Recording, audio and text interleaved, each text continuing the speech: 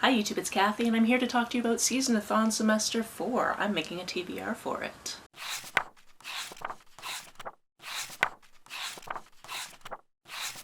This is a readathon I hadn't previously heard of, but I saw it on Paige's channel and I went, that sounds fun, especially because I'm supposed to do 5 different readathons this year that aren't hosted by me, so I need to get some more under my belt because I think I only have 2 or 3 before this. Basically, we're treating September like it's a semester of school and there's different courses you need to pass in order to pass the semester. For each of these courses, there's a prompt of a type of book that you need to read and then review, and based on those prompts, I've made a TBR. Before I get into those prompts and which electives I'm taking and all of that, I just wanted to say I am particularly excited about this because, strangely enough, next semester is the first time I'm going back to university. Sort of. I was enrolled in the local university where I lived from 2005 to 2007. And at that time I was in the theater department, and about halfway through that time frame my best friend said, "Hey, I'm moving to Europe for a couple of years, want to come?" And I said, "Hell yeah." So originally I thought I was going to come back and then I would finish my degree, but when I came back I didn't know anybody and I didn't have any money, and I went,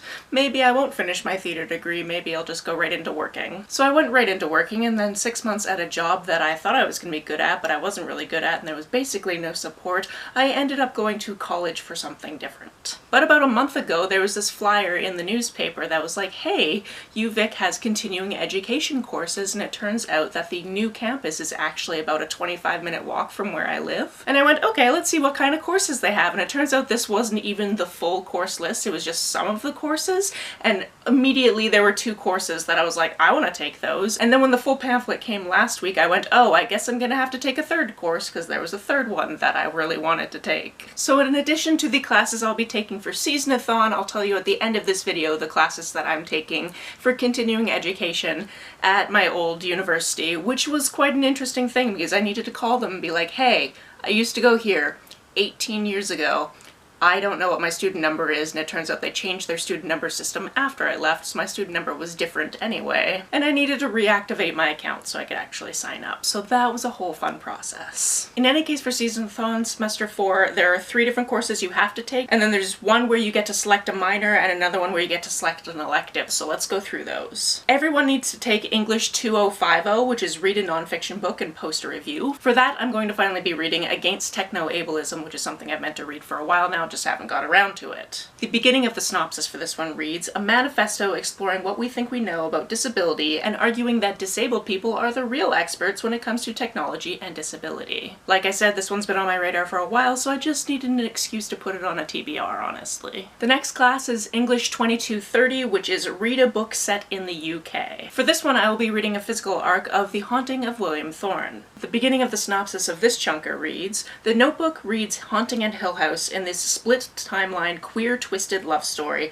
set against the backdrop of a haunted English manor. Need I say more? Honestly, no. That's all I know going into it, and that's all I want to know. And we knew I was going to sneak queer books onto this TBR, right? The 3rd compulsive class is Foreign Languages 4120, which is Intermediate Foreign Language 4, which is read a translated book. For this one I'll be reading Tender as a Flesh, which is translated from Spanish. Not only does this further me for at least one quest on Pagebound, but this is something I've meant to pick up because it is very taboo, because we are talking about cannibalism, which makes me very happy that I haven't eaten meat in a very long time. I went vegan over 12 years ago, so I'm extra happy that going into this book I won't have like the mouthfeel of eating flesh. The very beginning of the synopsis of this one reads, working in a local processing plant, Marcos is in the business of slaughtering humans, though no one calls them that anymore. Ew. Next we had to select a class for the creative writing minor, and I selected English 3710, which is reading like a writer short fiction, which is to read a short book of 250 pages or less. For this I will be reading a book called Mystery Magnet. Not only was this a book I was planning to read in September anyway, but this also kind of plays into one of the courses I'll be taking in real life. The opening of the synopsis of this book is, he was born to write mysteries, now he has to solve them. When Dashiell Dawson Dane